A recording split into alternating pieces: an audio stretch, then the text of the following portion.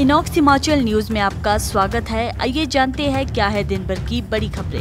विधानसभा monsoon सत्र में 900 जवान संभालेंगे सुरक्षा व्यवस्था का जिम्मा। पिस्तौल की नोक पर अगवा की गई लड़की सुरक्षित बरामद, आरोपी फरार। चर्चा स्कूल भवनों पर शिक्षा विभाग सख्त, बिना जांच अब नहीं होगा कोई निर्माण। अस्थायी पुलिया बनी मौत का जाल, खड्ड में बहने से बुजुर्ग की मौत। भारी बरसात से टमाटर शिमला मिर्च पर बीमारी का खतरा। सीएम सुक्खू की सौगात, बिजली बोर्ड कर्मियों को ओपीएस का भरोसा। 2 चरस तस्करों को 13 साल की सजा और 1,30,000 का जुर्माना। पोंग बांध से छोड़े गए पानी की चपेट में आई कई गांव, फसल सहित जमीन बही। एनजीटी ने हिमाचल के 4 विभागों को भेजा नोटिस। हिमाचल की लाहौल घाटी में फटा बादल, 3 पुल बहे, गांव में घुसा मलबा। आइए जानते हैं अब खबरें विस्तार से। हिमाचल विधानसभा का मानसून सत्र 18 अगस्त से शुरू होगा। इस बार सभी प्रवेश पत्र हस्तलिखित माध्यम से जारी किए जाएंगे, क्योंकि राष्ट्रीय विधान नेवा प्रणाली के प्रयोग में अभी समय लगेगा। अधिकारी दीर्घा पास, स्थापना पास और प्रेस पास प्रमुखता से प्रदर्शित करने होंगे, ताकि सुरक्षा चेकिंग में सुविधा हो। 900 जवान सत्र के दौरान सुरक्षा में तैनात रहेंगे, जबकि ड्रोन कैमरे से भी निगरानी रहेगी। सभी पास पर पासपोर्ट साइज फोटो अनिवार्य होगी और किसी पास को दूसरे को ट्रांसफर करने पर कानूनी कार्रवाई की जाएगी।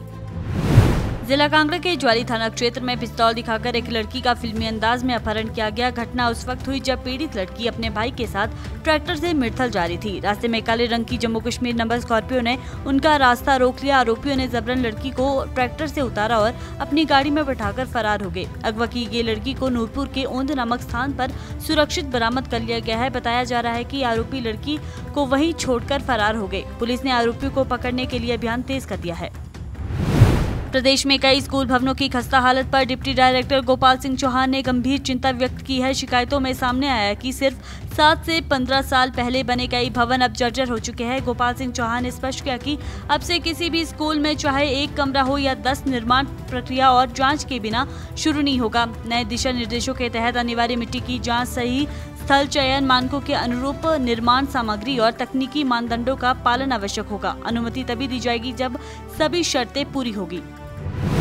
सराज विकासखंड की रोड पंचायत के जरोल क्षेत्र में 12 अगस्त को 63 वर्षीय पूर्णचंद की खड्ड में बहने से मौत हो गई। ये परिवार के लिए दूसरा बड़ा सदमा है, क्योंकि 30 जून की बाढ़ में वे पहले ही अपने छोटे भाई को खो चुके हैं। हादसा तब हुआ जब पूर्णचंद बाजार से लौटते समय रोड खड्ड पर बनी अस्थायी लकड़ी की पुलिया पार कर रहे थे। अचानक उनका पैर फिसला और वे तेज बहाव में लगभग 100 मीटर तक बह गए। स्थानीय लोगों ने प्रशासन पर लापरवाही का आरोप लगाते हुए कहा कि आपदा के बाद बनी अस्थायी पुलिया बेहद असुरक्षित थी और उस पर अब तक सुरक्षा रेलिंग तक नहीं लगी है।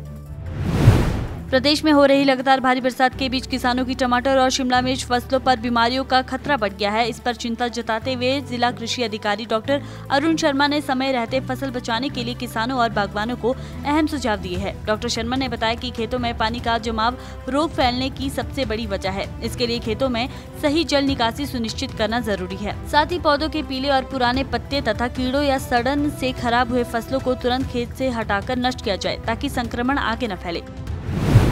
मुख्यमंत्री सुखविंदर सिंह सुक्खू और Himachal Pradesh state electricity board employees, engineer व पेंशनर ज्वाइंट एक्शन कमेटी की बैठक में लंबित समस्याओं व मांगों पर खुली चर्चा हुई। ज्वाइंट एक्शन कमेटी ने 2 कर्मचारी नेताओं पर चार्जशीट और मुख्यालय में शांतिपूर्ण प्रदर्शन पर लगी रोक का मुद्दा उठाया, जिस पर सीएम ने चार्जशीट वापसी और प्रदर्शन पर से रोक हटाने के निर्देश दिए। ओपीएस बहाली की मांग पर सीएम ने भरोसा दिया कि बिजली बोर्ड कर्मियों को ओपीएस मिलेगा, पर थोड़ा समय लगेगा। साथ ही नई भर्तियों की नीति बनाकर पूरे प्रदेश में फील्ड स्टाफ भर्ती का आश्वासन दिया गया है। जिला कुल्लू की विशेष अदालत ने 3 किलो 510 ग्राम चरस रखने के आरोप में 2 दोषियों को 13 साल का कारावास और 1,30,000 जुर्माने की सजा सुनाई है। जुर्माना अदा न करने पर दोनों को 2 वर्ष का अतिरिक्त साधारण कारावास भुगतना होगा। मामला 25 सितंबर 2020 का है, जब कुल्लू पुलिस शारनी के पास नाकाबंदी कर वाहनों की जांच कर रही थी। इसी दौरान ऑल्टो कार की तलाशी लेने पर कार से 3 किलो 510 ग्राम चरस बरामद हुआ। इस पर थाना सदर कुल्लू में एनडीपीएस एक्ट के तहत मामला दर्ज कर चालान अदालत में पेश किया गया।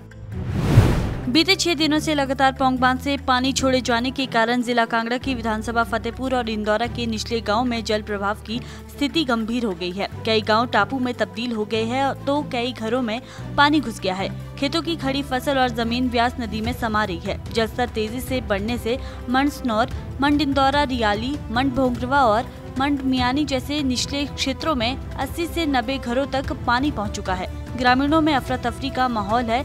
कई लोग और मवेशी अब भी घरों में फंसे हुए हैं, जबकि प्रशासन उन्हें सुरक्षित निकालने की कोशिश कर रही है। पुलिस और प्रशासन की टीमें मौके पर हालात पर नजर बनाए हुए है।